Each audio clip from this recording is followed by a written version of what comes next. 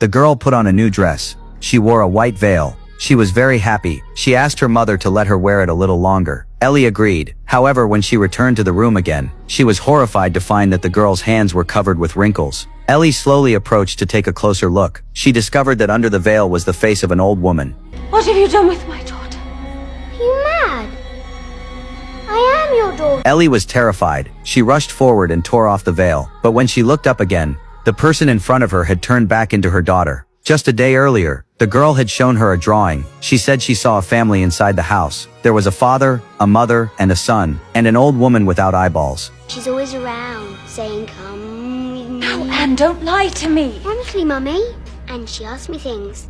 Victor told me she's a witch. Ellie was furious. She thought the girl was lying. But when she recalled the strange noises from the room a few days ago, Ellie became very frightened. To find out the truth, she immediately summoned the servants in the manor. She ordered them to open all the curtains, to look for anyone hiding in the shadows. But Ellie searched every corner, and found nothing. Then Ellie noticed an old photograph. She carefully compared her daughter's drawing with the old photo, and found that the two looked strikingly similar. Remembering that many families had lived in this villa, Ellie came up with a terrifying suspicion. That night, Ellie sat by the bonfire recalling what had happened during the day. Suddenly she heard the sound of a piano coming from the living room. Ellie was very scared. She gathered her courage and pushed the door open, but there was no one in the room. Even stranger, the lid of the piano had been lifted. Ellie quickly closed the piano, but when she was about to leave, she found the doorknob shaking violently. Before Ellie could react, a great force pushed her to the ground. Then the door was locked from the inside. Ellie was terrified. She could not bear it anymore, so she decided to go to town to find a priest for an exorcism and blessing. Before leaving, she ordered the gardener to carefully search for nearby tombstones, to see if a family of 3 had been buried in the manor. However, Ellie did not know that as soon as she left, the butler and the gardener began whispering. It's safe to let her go. Don't worry, the fog won't let her get very far. Oh yes, the fog. The fog, of course. And when do you think we should bring all this out into the open? All in good time, Mr. Tuttle. All in good time. At that moment, the butler reminded the gardener that the tombstone had been exposed.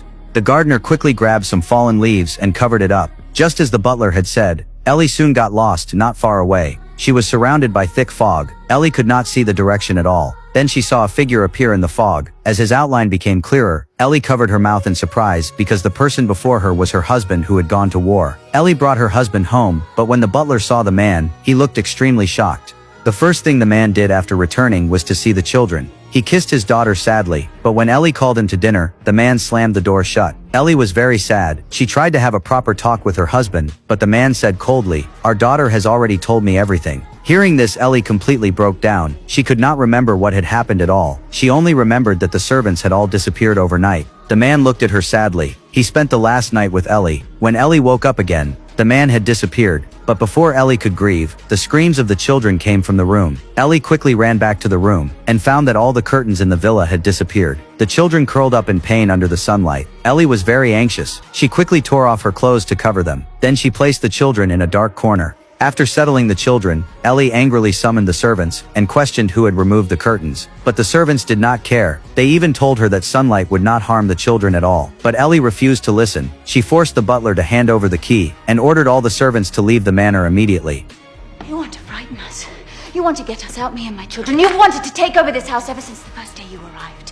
Ellie even picked up a gun. Seeing this, the butler had no choice but to return the key to her. After all the servants had left, Ellie still could not calm down. But at this moment she did not know that she had just angered someone truly terrifying.